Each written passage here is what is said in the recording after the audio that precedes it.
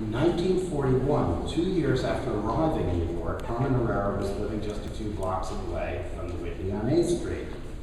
Although she attended exhibitions there regularly, she found the work of the Ashcan school painters such as Robert Henry and John Sloan, I think, rather provincial.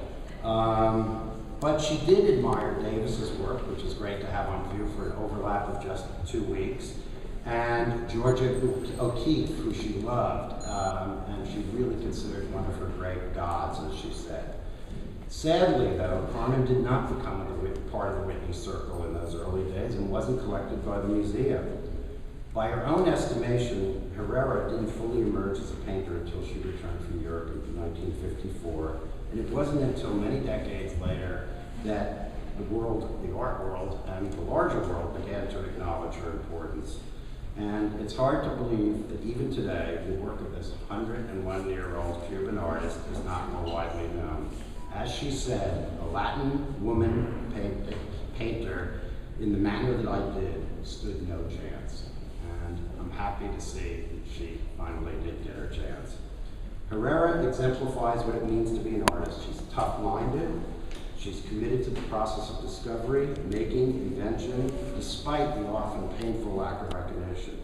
It takes tremendous courage to maintain a singular focus for over 7 decades with little or no encouragement. I can't imagine.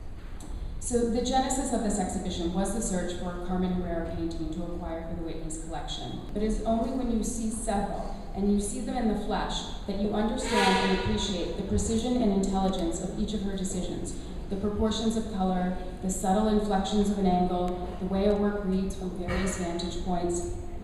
Before my acquisition research began, I had never seen more than a single Herrera on display at a time. The Whitney's exhibition will be the artist's first museum show in New York in nearly 20 years. This is only her 6th museum presentation in a career that has spanned over 7 decades. Carmen Herrera Lines of Sight focuses on the 30 years after Herrera made what she considers her first mature work. And she considers her first mature work to be the body of work she made in Paris.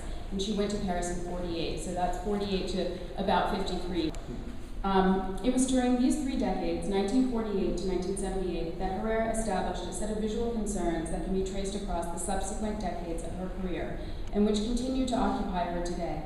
These visual concerns are really parameters that she has set for herself: straight lines, brilliant colors, dichromatic palettes, and distilled compositions. Together they form her signature style. My quest, Herrera has said, is for the simplest of pictorial resolutions.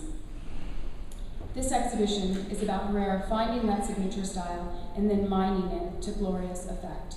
I would argue that the appropriate maxim for Carmen is not less is more, but more with less. In focusing on these early years of her career, we are showing Herrera's startling innovations at the moment they first came into her line of sight. We can see through these works that Herrera was thinking about the painting as an object, using panel divisions in the sides of the canvases and incorporating the surrounding environment, such as a work like that, where the edges are painted green and you just barely see a green halo on the wall around it. She was doing all of this in the early 1950s. This is at the same time, or before, other artists who had previously been heralded for such developments began to undertake similar experiments. We can also see through the estructuras and the rare drawings from the 1960s, which are in this room over there, that many of her compositions, including her paintings, began with sculptural concepts, and that her early architectural training was essential to her mode of working. And when the art history textbooks are rewritten to include Herrera, and I do believe they will be, her first mention should not come in the 21st century, when she began to receive widespread, albeit deserved, recognition and sell out gallery shows or have exhibitions at the Whitney, but rather when she began to make her pioneering works in the 1950s, the 1960s, and the 1970s. Work she was making when she couldn't find gallery representation, and she was all but ignored by museums. In part, I would say, because of discrimination against her as both a woman and as an immigrant. In viewing more than 100 Herrera works as preparation for this exhibition, and in spending hours with Herrera in her studio, it has become quite clear to me that Herrera is an extraordinary artist, and an artist of extraordinary courage, integrity, and vision. In many ways, she is a woman ahead of her time. She was, she still is, and I appreciate you being here and helping us with our efforts to catch up to Carmen Herrera.